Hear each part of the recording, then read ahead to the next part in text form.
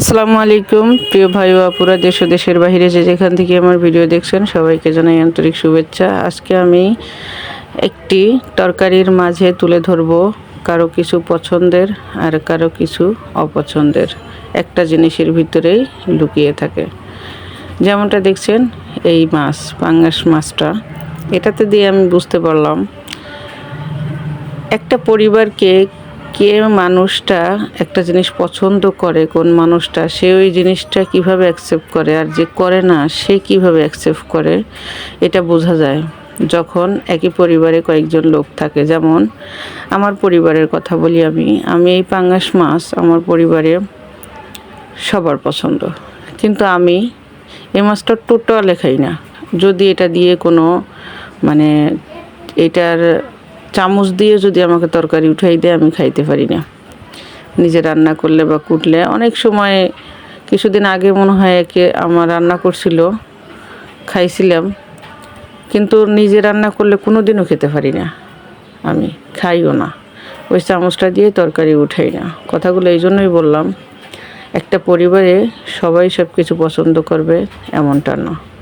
কথা হচ্ছে আমি যেটা পছন্দ করি না সেটা আর একজন করতে পারবে না, তা তো হয় না। আমি তারটাকে খারাপ চোখে দেখবো সেটাও না।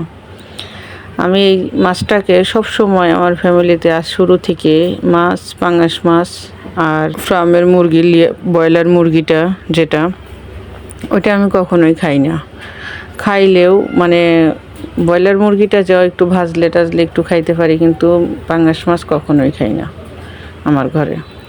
তারপরে আমি এটাকে খুব যত্ন সহকারে রান্না করি, আমার পরিবার খুব পছন্দ করে। যদি আমি এটা না করতাম আমার পরিবারের মনটা হয়তো তারা খাইতো না, নয়তো কিনতো না। কিন্তু আমাকে বুঝতো যে আমার মা খায় না জন্য, এটা পছন্দ করে না জন্য আমাদের জন্য করে না, বা আমার ফ্যামিলির আর সবাই, শুধু এখানে না সবাই, তাহলে এটাই ভাবতো। কিন্তু আমি কখনোই যদি নিজেরা না খেয়েও থাকা লাগে যে আমি তরকারি রান্না করি নাই, ওনাদেরটা সুন্দর করে রান্না করে আমি দেই, আমার পরিবারকে দেই। এটা হচ্ছে আমার নিঃস্বার্থ ভালোবাসা, যেখানে আমার কোনো স্বার্থ নাই।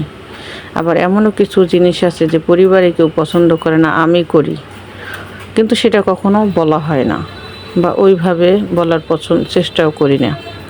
কারণ আমার একার জন্য সবার অপছন্দ হোক সেটাও চাই না। একটা তরকারির মাঝে যেমন লুকিয়ে থাকে পছন্দ অপছন্দ একজন পরিবারের সবার, ঠিক তেমন প্রতিটি সম্পর্কেরও তাই। সবাই সব কিছু পছন্দ করবো তেমনটাও না।